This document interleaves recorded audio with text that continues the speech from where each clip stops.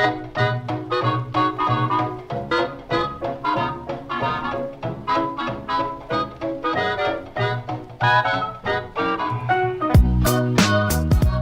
and welcome to Movie Film Studios, the only podcast that takes you inside the mind of two film studio executives as we unravel and then re-ravel the best that Hollywood has to offer. I'm Isaac. And I'm AJ, and this week we welded bits of junk to Herbie the Love Bug and painted it yellow in order for it to find love as it catapults Neil Armstrong to space. But before we get into something new, it's time for something old as we check in on our last feature in Box Office Report. Now, last week we released the teen romance comedy drama The Pentagram Club. It was a love pentagram. It's the love triangle about five teenagers just trying to find their way in this crazy late 90s world, while also being simultaneously massive fans of Buffy the Vampire Slayer. Indeed. Unsurprisingly, you'll find that this week we have a new legal case against us. What else is in new? fact, it's a class action lawsuit. Oh God, We're they're being the worst. We're being sued Who? by probably about 3,000 or 4,000 screenwriters our same age, saying that we've plagiarized their intellectual property, and they've all produced scripts about love triangles about Buffy fan clubs from the late 90s. Right, okay. It seems that everyone as a teenager at our age wrote their first screenplay, which is almost exactly this subject material. Okay. It's a little bit strange. Like, we kind of thought, we get one complaint, and then a second one came in, and then all of a sudden we have this class action lawsuit where 3,000 or 4,000 people are suing us. So I just don't know what to say about it. Well, here's the thing. I finally have a comeback for this one, for this film only. So, people are suing us based on the script. Now, we all know that when a script goes to be shot, everything changes. The director adds their own special flair to it.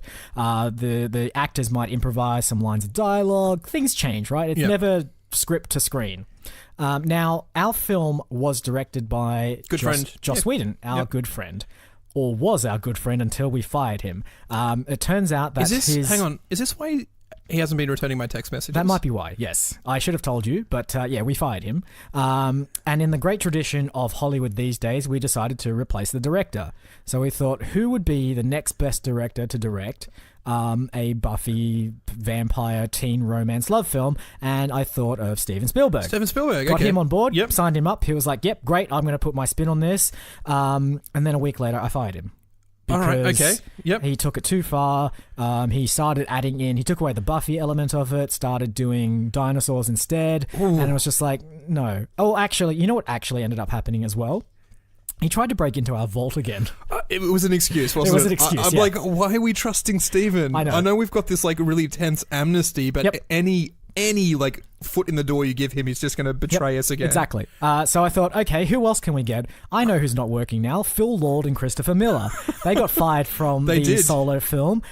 They've probably got nothing on. So I said, let's bring them on board. Well, turns out they're still contractually connected to Disney. So after a week, I had to fire them. Oh, no. So I was like running out of directors at this point. I'm like, who could make a low-key, low-budget, nice, easygoing, funny drama? And I thought Michael Bay. He was the only one left on the list. I think that Steven Spielberg probably dropped Michael Bay's business card on the floor as I kicked him out of the studio. But he was the only one left, and I called him up and I said, Michael, would you mind directing this film? He said, absolutely. So the film is in the can, but it looks very different to the script that we wrote. You know what I reckon? For reshoots, I think we should get in Zack Snyder. Yes, we should. As a little bit of poetic justice for, Joss was replacing Zack, and now Zack's replacing Joss. Yep. And, I mean, Ron Howard should probably be in the mix in there as absolutely. well. He should just maybe direct the ADR or something that. Yep. But the point is, everyone's suing us over the script. The film in the can that I've watched really doesn't look a lot like the script. So I think we're covered. I think we're in the clear.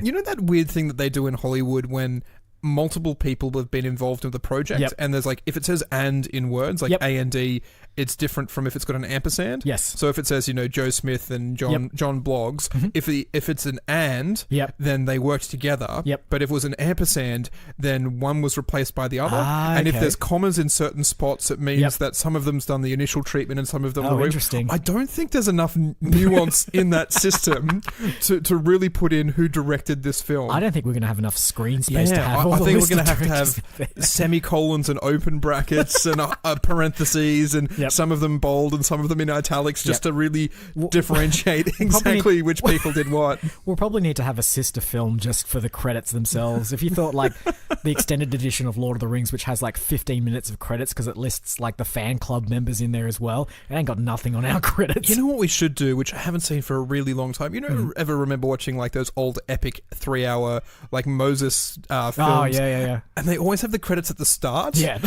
It's like 5 or 6 minutes of credits at the start. It's like, what are these credits doing here? I think if we have this many directors involved, we're going to have to shift some of it from the end of the film to the start of the film. Bring back that trend. We should, because like then you can bring back the trend of having the end at the end of the film and fade into black. Exactly. How great's that? No post-credit crap anymore because there's no credits to put stuff on the end of. So. Exactly, yeah. All right, that was Box Office Report, and now it's time for This Week in Trailers. We've got a little bit of a kids-focused week this week, and we're kicking it off with How to Train Your Dragon 3. No, How to Train Your Dragon, The Hidden World. There's no 3 in here. Yeah, so, I was about to say, I don't remember what came after the colon only. They definitely called it How to Train Your Dragon 2. Yeah, they did. Now they've dropped the 3. I'm not sure why they... Like, I mean, I'm not a big fan of the numbers. I'm not actually even... Like, why not call it just something like... I like kind of like the Star Wars system where like each film can just have a new name. Yeah. Whereas I don't know why. But I mean, like, didn't George Lucas kick that off when he renamed Star Wars to Star Wars Episode 4: A New Hope? But it was still, like, growing up for me, it was always Star Wars, The Empire Strikes Back, and Return of the Jedi. Yes. And everyone knew they were the 3 films. It didn't have to, it was never known as Episode 4, Episode 5. Yeah. And then when The Phantom Menace came out, like, everyone started calling it Episode 1. I'm like, but the film's name's The Phantom Menace. Just call it The Phantom Menace. We all know what you mean. Yeah. Like, why not, like, The Hidden World is it's a bad name for a film. It's a really bad name for the film, but, because I'm not sure how much bearing it has on this, and I've not seen any of the How to Train Your Dragon films, so I'm just going to try and explain this without knowing any of the characters' names. So there's a black cat dragon who finds a white cat dragon, and they fall in love, and the white cat dragon is rare, because I think the black cat dragon is the only one of its kind. Sure. And then the adult dude with the mop top hair is like, wow, there's another white cat dragon. And then stuff happens. Yeah, so pretty much you're right. The main premise of the film was like, oh, you've got 2 really rare dragons. Oh, there's a bad guy with lots of ships. Yep. And he's like, I want to hunt down every last cat dragon. Sure. And Jay Baruchel's like, I won't let you do that. I don't know why he's Scottish. Everyone else in the film has a Scottish accent except for Jay Baruchel. Yeah. And he's just like, I'll fight till you can kill me no more. That's my best Jay Baruchel. A lovable, goofy nerd with a croaky voice. And yeah, so it's we must protect the dragons. We must work together. Outside forces coming up against us. Yep. It looks pretty bad, to be honest. It really does. Legitimately think How to Train Your Dragon is one of the best animated films I've seen in the last decade. The first one? The first one. Okay. How to Train Your Dragon 2 wasn't a big fan of. The story was a little bit meh. Yep. But the first one was really, really good. It feels like they're still just wringing dollars out of this franchise in a way where... Yeah, because it's the only franchise DreamWorks has left. I think they've done milking the Shrek cash cow. What else have they got? They've released a string of like really average animated films over the last few years, and I think How to Train Your Dragon is the only series that's sort of critically moderately acclaimed and sort of still draws an audience, so why not milk it until, I don't know... Yeah. Until you run out of cat dragons. I mean, it's not a bad way of doing it. If it's profitable, then go ahead. I know. Why do we complain about this? This is like the business model we need to be adopting. We're going to sort of maybe tie into this one a little bit, because the other animated kids/adult sequel that had a trailer come out this week is the Lego Movie 2. Lego Movie 2. This one actually has a number in the title. But they don't know that the second build, what did they call it? It's like, this is weird. Second part. The second part. Yeah. Just call it Lego Movie 2. Doesn't need to be clever. No, it doesn't. And I have seen the first Lego Movie and enjoyed it very greatly. Really, there is really good. Model of the pirate ship in that film that's on my desk at home because I enjoyed it so much. But the concept for this one is the Brickville is now a sort of post-apocalyptic Mad Max style wasteland where everyone is sort of a bit violent and a bit angsty and punky, except for lovable Emmett, who still goes around thinking everything is awesome and ordering coffees and stuff like that. And then an alien race arrives on Earth and abducts the original crew from the Lego movie, and it's up to Emmett to save them. I think specifically it is female characters that are taken away. Yes. And they're taken to a place where... I thought Batman was in the mix too. I think the way that it was gearing was... They were definitely talking about, There's a bit in the trailer where Lucy, who's played by... Banks? Yes, Elizabeth Banks, is talking to the alien and is sort of telling her that Emmett, who's played by Christopher Pratt, did all these things in the previous film, and then the alien is sort of like, wait, you mean you did everything while the goofy, clumsy male over there gets all the credit? Yeah, I kind of feel as though I thought the alien then took all the female characters, was supposed to go off into some sort of utopia. Yeah. I don't really... when you look at Lego Movie and there's this overarching narrative in the real world of the relationship between a father and the son, and the father who's built this city, and, the Craggle, which is the crazy glue, which is holding it all together. Yeah. They've established that the real world exists in conjunction with the Lego Movie world. Yeah. I'm really struggling to see how the real world, again, I don't know. I don't know what's going on with this one. I don't know how they're going to get the narrative to work quite as cleanly as they did with the first one. I feel like the excuse is just, we want to put Lego figures in space. And the aliens themselves, I think, are new types of minifigures as well, so I don't think they're part of any existing Lego line. So this could be even more of a cash cow than... the first Lego movie was. And possibly even more so than How to Train Your Dragon 3. Yeah, absolutely. Not directed by Christopher Miller and Phil Lord, this one either. It's they're only producing it. So I'm wondering if it's going to be anywhere near as good. There was definitely that irreverent sort of quippy humour that they do quite well, which made Lego Movie, I think, quick and sharp fun. Fun for the whole family. You lose that, I don't know. It's I don't know who this director is and whether or not he has a strong enough style to carry this movie across. Who knows? But I'm sure Lego themselves don't really want this film to fail, because the first one did really well. I mean, Lego Batman and the Lego Ninjago movie both came out last year. Yep. I didn't really enjoy Lego Batman that much. No, I didn't either. I have queued up Lego Ninjago to watch. I'm not even going to bother. I'm not sure what reason. Yep. I don't know what other franchises they're planning on doing. As someone who knows a lot of the Lego franchises, a few of them that they really shouldn't do. No. But yeah, anyway, I'm sure Lego will be interested in milking that cow as best they can. Go join the DreamWorks club. Yeah, lots and lots of profiteering from animated kids sequels. I still feel as though there's a lot to be said for the way that these films have approached doing films that are both enjoyable for kids and enjoyable for adults in a way that I think a lot of animated films miss the mark on. Yeah, but I think it's also a case of we're just going to slip some dirty adult jokes in here, a la the DreamWorks tradition, and the kids won't get it. Yes. Whereas someone like Pixar makes films that are for everyone. There's some pretty dirty adult jokes in the original Toy Story films that I just missed completely over my head. Yeah, well, anyway, we won't go into that because... but yeah, anyway. All right, second real trailer for today's episode is Bumblebee, a spin-off of the Michael Bay directed Transformers series. Yeah. I'm not actually sure where this is set chronologically. No idea. It's weird, and again, Bumblebee's not this, Ford Mustang Carrera. I don't know what type of car it was. It was very, very schmicky muscle car when Shia LaBeouf was driving. I think it was a Camaro. Yeah, but it was some sort of muscle car. Yeah. And in this one, it's just a Volkswagen Beetle. Beetle, yeah. Which I think was the original car for him in the TV series. Couldn't tell you. I couldn't either. And this has got, I think it was Haley Seinfeld. I think it's Seinfeld. Got a T stuck in it somewhere.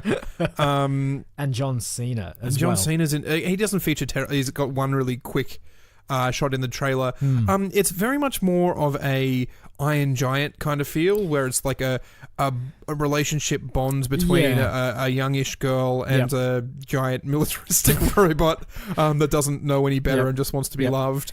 There's a film the other week, I think we discussed it on the show, which has a sort of similar concept. A boy finds a robot dog. Yeah. And makes friends with the military robot dog. It's that weird kind of I'm going to give physical affectations to, or physical touches to this robot.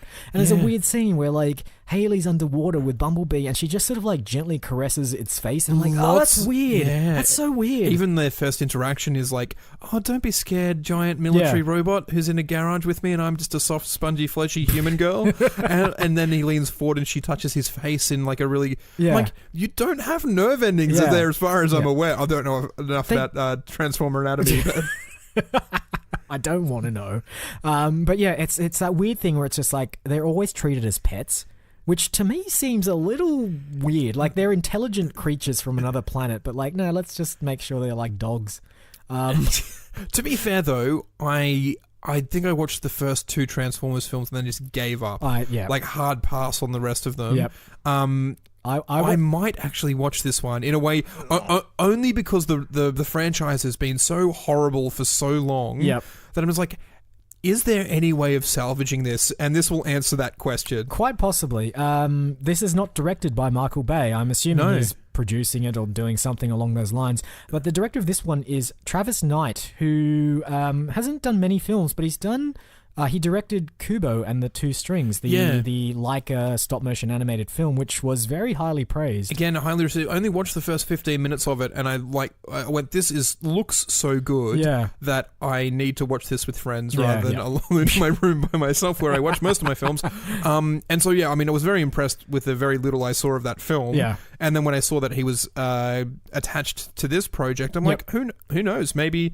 It's not going to be good, is it? No, it's not. It's going to be really bad. Gonna be rubbish because, like, the last Transformers film I saw was the third one, and honestly, it was like one of the few films that's made me want to leave the cinema. It was that bad, that like horribly acted. I'm like, John Malkovich is here. What are you doing here? Stanley Tucci is here. What are you doing here? Stanley Tucci was in it, and then what's her face was Kelsey Grammer was in it too, and I've forgotten her name. How many elder statesman type actors? It's like, oh, I suppose it's true. It's like the dinosaur robots are attacking. We need a war council of elder statesmen, and then they've just got everyone that they could think of who could possibly fill that role. Who's Frances McDormand was in one of them too, and it's just like if I read this a while ago, but it's like if you saw a film and the stars in it was like John Malkovich, Frances McDormand, and Stanley Tucci and John Turturro, you'd be like, oh, it's a new Coen Brothers film. It's absolutely no, Coen Brothers. It's Michael Bay directing explosions and giant CG robots and really questionable, risque, really perverted kind of action and sexuality stuff. So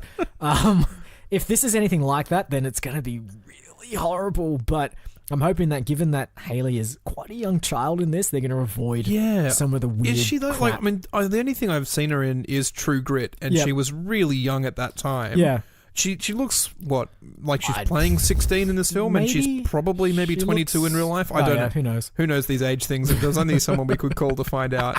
Do you want me to call? Yeah, sure. All right, give me a sec.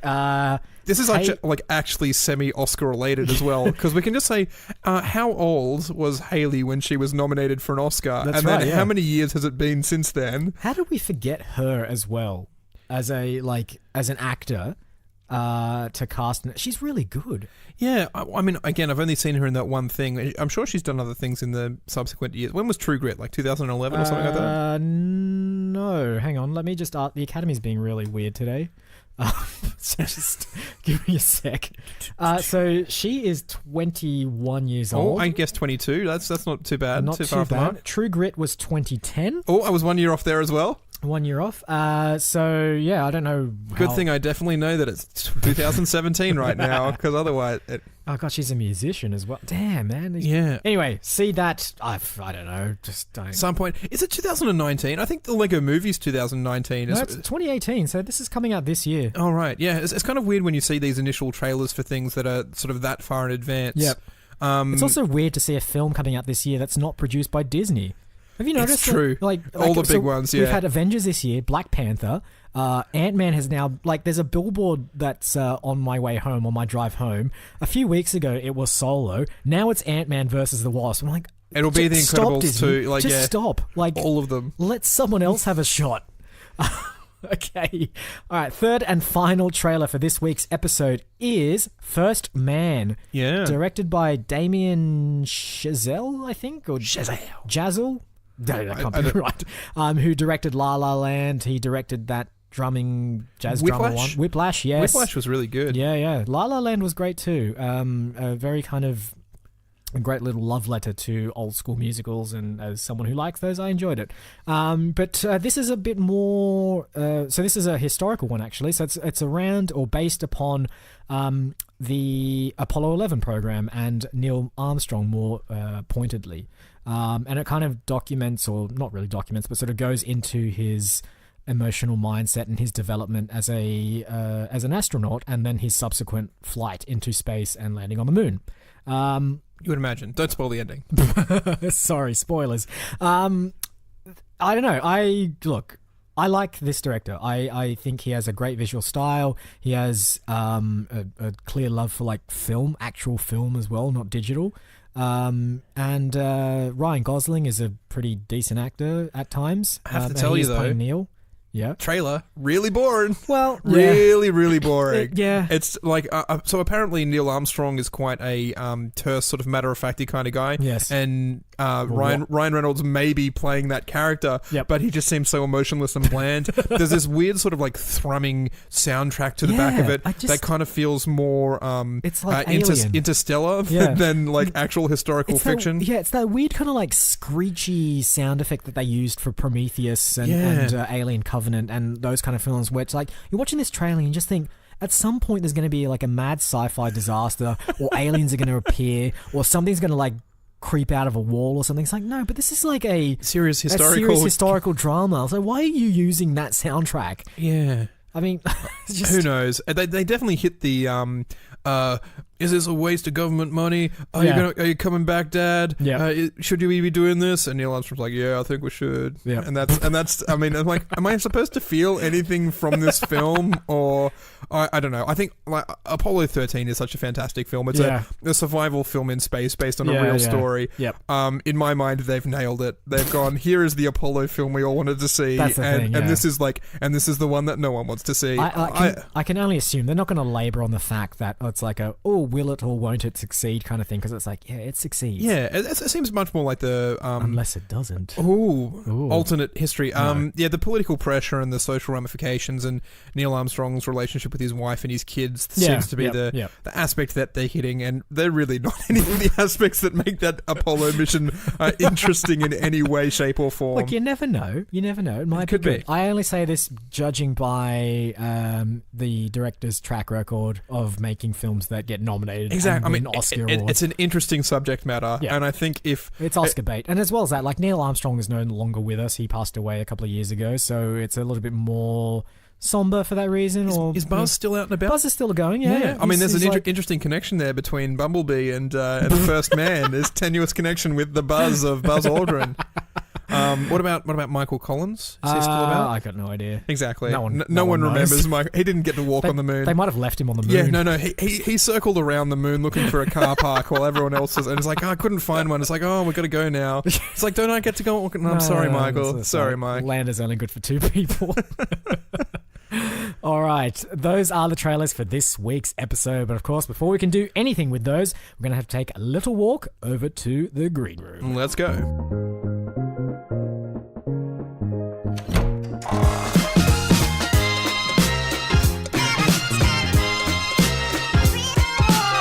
All right. Let's have a quick recap of what we've got this week. Let's. As it seems, every single week we have a sequel to a kids' animated film. A beloved kids' animated film. In this case, with adult overtones in some cases. Yep. We have a slightly different... a spin-off. It's a genre spin-off of a action film, but is more sort of character relationship focused. Yep. And then we have a dramatization of an historic event. Yes. Told from the perspective of a well-known historical figure. Yes, indeed. Now, it is my turn this week to pick. Now, I do think that we as a production company have really spread out in the last few weeks. We've really gone sort of against the grain and done some things that are very different and very out there and so on and so forth. I'm tired of that. I just want the box office bucks. So I think we need to do a spin-off of an action film. All right, that's not a bad idea. Can I just point out, though, that the three that I had to choose from last week were the Children's Act, Old Boys, and Peppermint. in ways, and then all of the trailers that came out this week, and like every time I saw one pop up, I'm like, damn it, AJ gets to choose from a good one. Damn it, AJ gets to choose from an even better one. Like, I don't know what it is. You're like spoilt for choice this week. It's just the way the producer, great films. Yep. But we're doing an interesting spin-off of an existing action film. An existing action in the same classic. way that Bumblebee is a spin-off of the Transformers series, we should do that. We should take an existing film series, an existing action film series, pull out a character or characters from that, and do a spin-off. I mean, spin-offs are all the rage right now. They did Solo, they did Rogue One, and they're all spin-offs of an existing action film, so we need to do that Does too. it have to be a franchise that's still banking money, that's still sort of pulling in the big bucks? Absolutely not. It doesn't have to be, because like we can also say it's a soft reboot of the series as well, in the same way that like the new Predators film is sort of like it's been sort of languishing in hell for a while, so like here, we'll do another one. So what's a good action film that we need to see back, or we need to see a character back from? Well, okay, let's pick a decade. Like, how far back are we going with this? I think, look, the 80s seems to be in vogue. That's true. You've got a lot of that sort of Stranger Things acting, that nostalgia. It's our sort of age group. We grew up with all of that sort of stuff. Yep. So are you going with like the big action stars were your Jean-Claude Van Damme's and Arnold Schwarzenegger's and Sylvester Stallone's of that sort of era? Yep. What's his name? I've forgotten his name. He now lives in Russia. Steven Seagal. What's his most famous film? Under Siege. And that was about... He was a chef on a boat that was overtaken by Gary Busey and Tommy Lee Jones. Yep. And he was a decorated war hero who was just serving out the rest of his military career as a chef. Yep. And then sort of Die Hard style, they terrorists take over the boat trying to steal the missiles. Yep. And he one by one goes through the ship and takes them down. Okay. It has been described as Die Hard on a boat. Yep. Which it was. Yep. And I think subsequently they were also writing a sequel to Die Hard, which was Die Hard on a boat. I think you've told me this. Yeah, which then was repurposed as Speed 2. Anyway, there's a whole bunch there. And then Die Hard 3 was turned into was a repurposing of a Lethal Weapon. Yep. Anyway, there's a whole bunch of screenplays being repurposed into other screenplays going on in that action sequence there. Right, so here's the takeaways for me for Under Siege 1. Yep. Steven Seagal's out, because he's in that film, so we can't bring him back. He's too much of a main character. But we have Tommy Lee Jones, we have Gary Busey, and we have the boat itself. Yes. And I'm almost thinking, like, should we take that boat and, like, maybe like all throughout history, it's just been like the center point of every, or like a whole bunch of like, I like this, insane action set pieces. So I don't think we don't need Tommy Lee Jones, and we don't. No, we don't need anyone. Again, I think they may die in the films, but definitely this idea of the boat. The boat, yeah. And again, before Under Siege, it could have been involved in some sort of World War II battle. Yep. It was then involved in Under Siege. Yep. It's been, if you trace its way back to history, like even like the original metal that they mined from the earth was from like a cursed burial chamber or something. Let's not do cursed. I'm a little bit sick of the supernatural overtones. Okay, it doesn't have to be cursed, but like it was like something. Something happened there, like a big battle happened there in the quarry or in the general area where this metal was unearthed. So it's the storied career of the battleship itself. Yeah. And it forms the battleship needs to form an unlikely friendship. Yes. With a little kid of some description. Yeah. So like later on in its life, it's docked up in like some forgotten port off Hawaii. Yep. And it's rusting out. And like whilst it's an inanimate object, you get this sense that it's yearning to be out on the open ocean again. Yearning to kill. This little kid is sort of like son of a fisherman sort of or whatever, and he sort of plays in and around the ruins, and he forms his unlikely bond with the battleship itself, and then as he unearths the story of the battleship through the part where Steven Seagal sliced open Tommy Lee Jones' throat and there's blood splattered against the computer screen, or the bullet holes from when the World War II Unterseeboot or Das Boot, or the U-boat sort of like hit the torpedo, like, and it's had to be repaired, and any other. Perfect. Now, they're the only two military things that I know: Steven Seagal films and that Germans were in World War II. All right, that's fine. Now, I don't want this to be like an Iron Giant-esque, like happy feelings kind of stuff. No, stuff that. So what needs to happen is like the kid and the boat need to grow up together. Okay. And the kid needs to grow up into like the next action hero superstar. Oh, interesting. As a result of its like I like the boat to be a kind of like Mr. Miyagi style figure. Doesn't talk. No. Or does it? But he provides the training ground. That's right. For the kid to. Yes. So the kid like reenacts all these. So this is not like the kid's got the film prop version of it, and it's the actual boat. So the kid's reenacting all the stories of the actual characters in Under Siege. Yeah. So it's not like a meta thing. It's like, no, it's set in the same universe. This is the actual boat. The actual boat. That Steven Seagal's character killed all those people in. Yeah. And so the kid's sort of reliving all of it through the boat's sort of storied history, through the bullet holes, through the like dried blood and gashes and all that kind of stuff.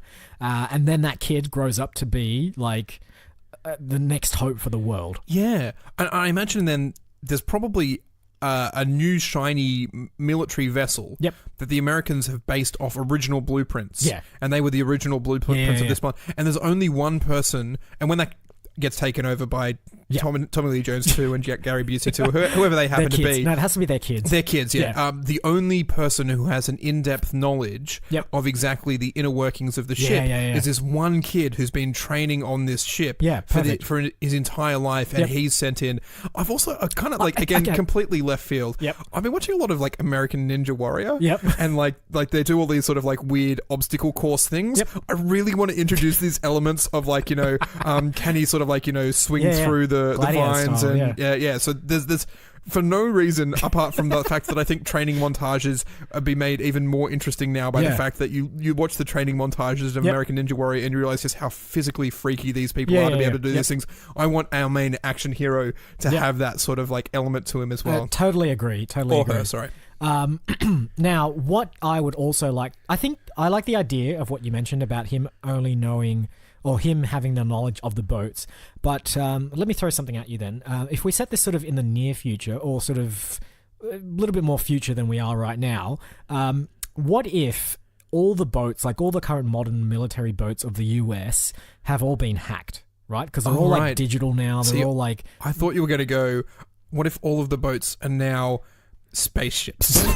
And I'm like, this is a little bit more further in the future than I thought we were going to go with this one, but There sure. could be spaceships. There could be. But anyway, let's say like all the boats of the US military and the US Navy get hacked, and they're all under like the control of some nefarious, of Jake Busey, which I believe is Gary Busey's son and looks exactly like him. Sure. Does Tommy Lee Jones have kids? Yeah, it's Billy Lee Jones.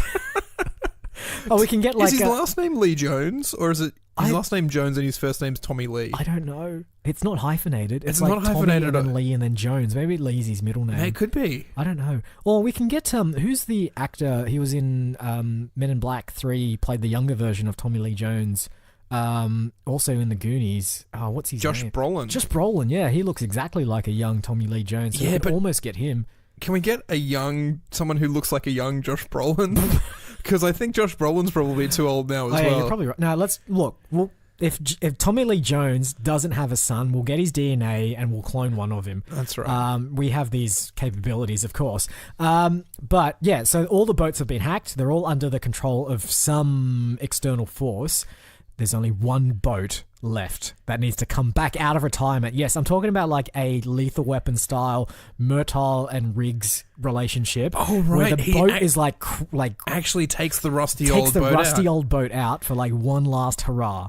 And it's like creaky and groany and bits are falling off it. Because I was kind of thinking, this isn't really a spin-off of Under Siege so much as a sequel to it. But if we do buddy cop instead of like action heisty kind of thing, then there's definitely like a genre shift here, which can be kind of funny. Yeah. It doesn't have to be like a direct spin-off. It's just like we're going to take a character, which is the boat from Under Siege 2, Under Siege 1 rather, set it in the same world. And so if we were taking something from Under Siege 2, we'd have to take the train, because Under Siege 2 is set on a train. It's so much less convenient as well.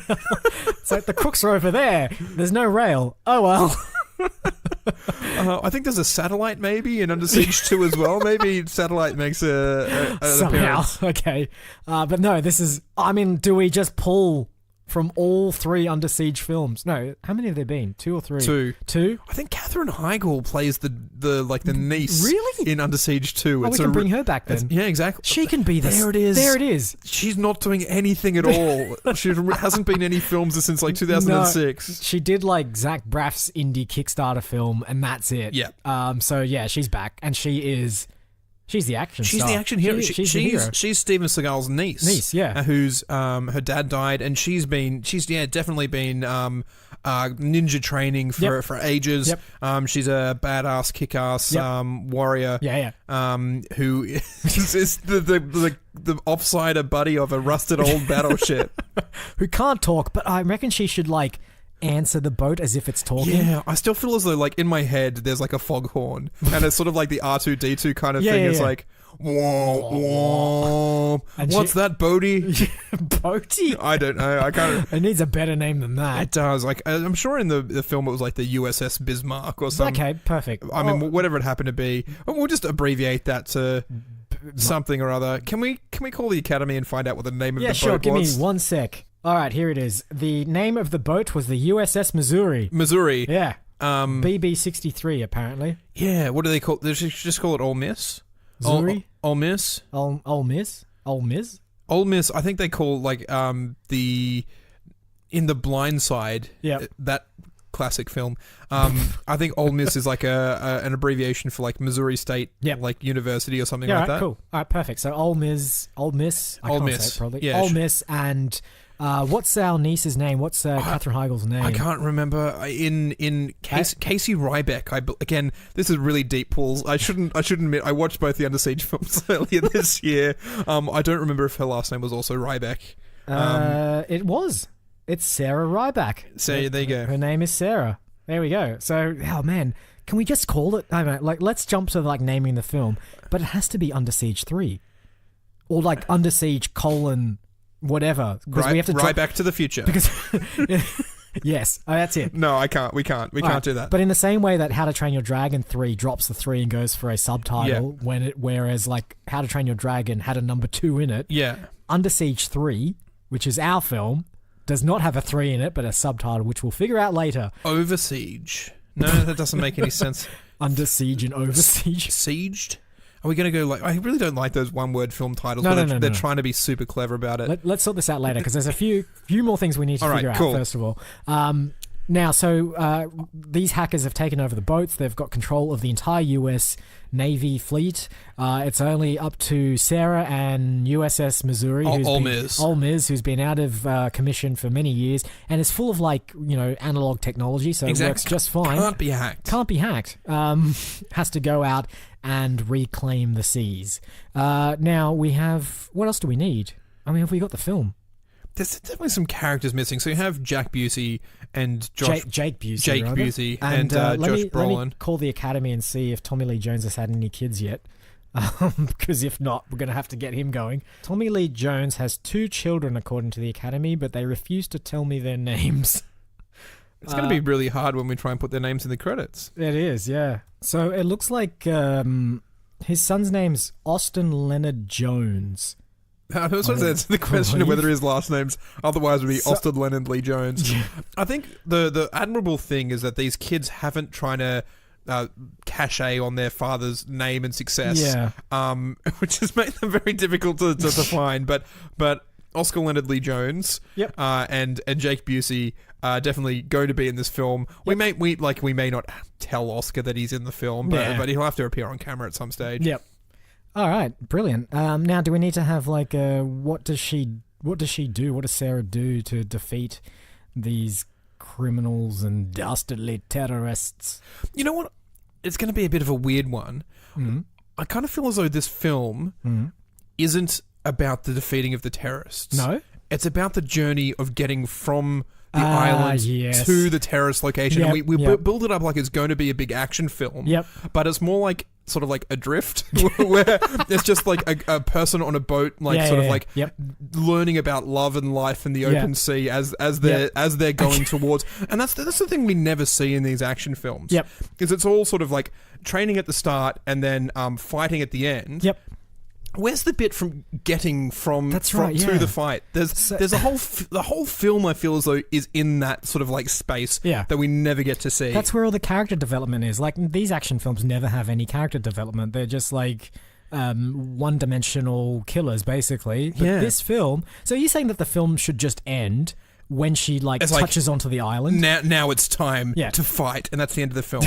And it's much more sort of Life of Pi in the middle of the film than you were expecting, as she has this sort of like existential conversation with what is essentially just like an old boat, but she kind of has this relationship with it. And then we can do Under Siege 4. Exactly. I mean, there's absolutely nowhere that we can't go with this franchise. You know what Under Siege 4 will be? Not like the actual action part of it, but it'll be like a few years later, or 40 years later, where like Sally is now an old woman. Sarah, is now an old woman, and the boat's dead. And it's just the story after that. The boat's at the bottom of the ocean. Exactly. She has to Titanic it. She has to get James Cameron on board to go down with these... Oh, yes. Okay, so it's going to be a retelling of the Titanic, basically. Oh, no, I mean, more of a retelling of Raise the Titanic. Yeah, okay. I actually don't really know what the story is there, but there's definitely like an element. We could even do it on this one, right?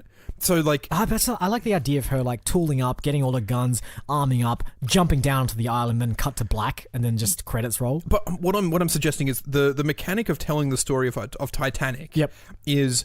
Here is the present. As we're going on a deep sea journey with like a submersible craft, we reveal elements of the story later on. So we can do that same sort of element of like here's a weird narrative of non-linear chronological telling back and forth. The old lady, as she's in a snorkeling suit going through, is telling the story of how she was going from one place to another. And there's lots of layers in here. You know what's really good about this? So our the past that she's telling about is still our near future. So the present future is going to have spaceships in it because it's going to be like so far into the future.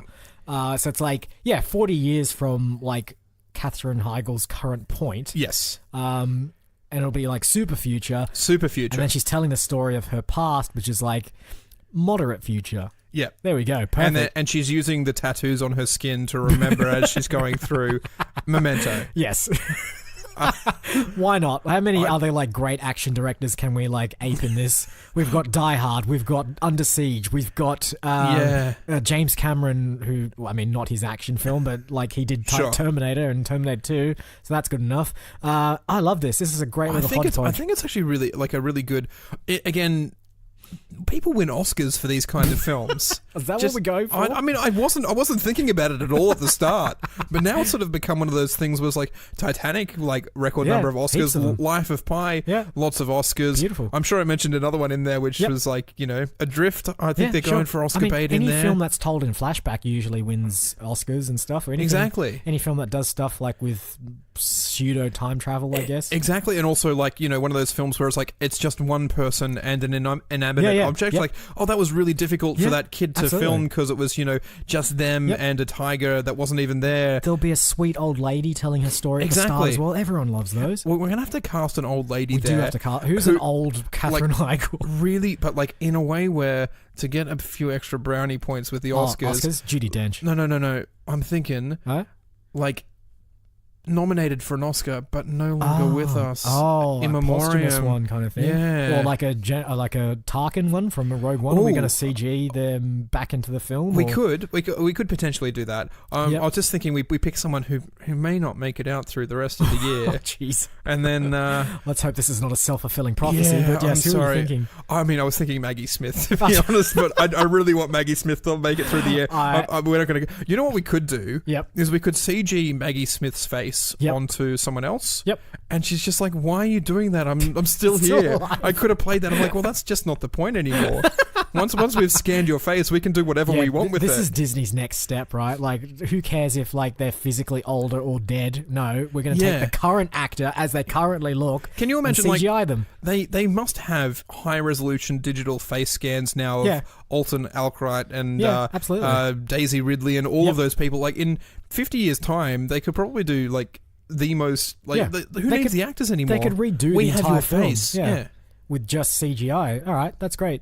So we're going to use CGI Maggie Smith at her current age for no reason. Yeah. Other than, well, there is no reason. Exactly. But every great, I mean, no, you know what's good about this? There's another Oscar award we can win, Best Visual Effects. I assumed we were going to do that. For we're going for Best Picture and we're going for Best Visual Effects. So why not? All right, now. We did partially come up with the name for this film, which was Under Siege 3, except it's not going to have a 3 in the name because How to Train Your Dragon 3 does not have a 3 in the name. No? Now, we're dealing with a sequel to Under Siege, the third sequel, and this is all to do with the boat, which is called Ole Miss. Ole Miss, yeah. I mean, do we just call it Under Siege Ole Miss? No? I prefer Fly Away Home. I think we should go back. I think we should probably be digging up spec scripts for Titanic 2 and trying to work that in as well. Yeah. Like trying to rework those ideas in there. In the same way that like it got a bit weird with Die Hard 2 and Speed 2 and Under Siege 2. And Die Hard with a Vengeance. And they all sort of got blurred into one another. Yep. And if we go back to that as well, Under Siege 2 was originally just a different film. Yep. And it was called Dark Territory. Yep. And then they went, Under Siege was really successful. Yep. And this film that you're currently making that also has Steven Seagal on board is like pretty much an Under Siege film. We could just call it Under Siege 2 and change a few characters' names. Yep. And so then it became Under Siege 2 Dark Territory. Yep. Even though it originally wasn't anything to do with the franchise. So what film have we usurped? That had absolutely nothing to do with this original franchise. Titanic, Under the Depths. Under the Depths. So like Under Siege. I also think it's possibly a little bit of Life of Pi 2, if Jan Martell was ever planning on reaching that. What would that be called though? Exactly. The Death of Pi. The Middle Age of Pi. Exactly. Life of the Constant E. What was it? You did say something. Under the Depths. Because like that to me is like, that could be a Titanic documentary as well. Titanic, Under the Depths. Under the Depths. It sounds like one of those like IMAX films. I'm not sure you can do Under the Siege. Under Siege, Under the Depths. Why not? Like, you've just got like, it was like Under Siege 3, Under the Depths of Siege. Like, you're getting too many words of the original title into the second part of the title. Under Siege 3, Under the Depths of Siege 3. Put the 3 in twice as well. The Depths? I don't quite like the Depths. Under Siege, the Depths? Yeah, why not? Like, because like to me that suggests like we're getting even further and further into the quagmire of terrorists' minds, even though this film doesn't do that at all. It's more of plumbing the depths of your own psyche. Yeah, exactly. In a spiritual journey to kill some terrorists. So what is Under Siege, the Depths? Yeah, I can still kind of feel the bit that's always after the colon is normally more words than just the depths. Yeah. Depth plunge. That's really hard to say. Depth charge. Depth charge. Oh, that's interesting as well. Yeah. I don't know. No, I think you know what? I like that. Under Siege Depth Charge. That's How does that sounds so good as an action film. It does sound so good. And then you watch it, it's like, that wasn't an action film. I have no idea. But there was a depth plunge. There was something in there. Yeah, there's a futuristic like spaceship submarine that went under the depths to find the wreck of the old Miz with a CGI'd Maggie Smith recounting the days of her like life as an action star. Oh man, I was thinking to actually make this work, we definitely need to get the rights for Under Siege. Probably, yeah. I don't think anyone else is interested in them. I don't know what rights look like, but I'm pretty sure they're just like sitting in a drawer somewhere and someone's forgotten about them. What do rights look like? I'm sure it's a piece of paper or something. I imagine that's what it's like. Someone's got the rights somewhere. It's like is it a little trophy that they've got up on the shelf and it says Marvel Avengers? Like, oh, you own the rights to the Avengers. Yeah, I got it. It's sitting right here. Oh man, that means you can do a heist. It's true. Heist for rights. This will be next week's film. We're going to steal the rights to Star Wars. No, make it really meta and steal the rights to Ocean's 11. Ooh, interesting. Yeah. All right. I think that's a wrap. What was it? Under Siege Depth Charge. Depth Charge. Yeah, love it. All right. Yeah, I think that's a wrap. All right, housekeeping as per usual. We are online at moviefilmstudios.net where you can find all of our previous episodes, our fancy bios, and of course Mafwizawudada, where you can see every single film that we've ever created and, well, I say released, but sure. We are also on Facebook. Search for Movie Film Studios and join the community where Isaac, when he remembers, will post up emoji clues and translation clues as to the trailers that we've watched in the upcoming episode. Dragons, space, first man. Bumblebee is going to be super easy. That's super simple. What was the after the colon in worlds? When worlds collide, how to drain your dragon? Oh, the secret world or the hidden world? The hidden world of dragons. Yeah, exactly. We are also on iTunes, Podbean, and hopefully Spotify soon. Once they tell us whether or not we're on there or not. I didn't realize they did podcasts. They do podcasts. Yeah. So if you've been thinking to yourself, man, I really would love a movie-based podcast, but I wish it was on a streaming platform I have to pay monthly for, then check it out soon, hopefully, on Spotify. And I think that's it. All that remains is to thank you all for listening again this week. I've been Isaac. And I've been AJ. Roll credits.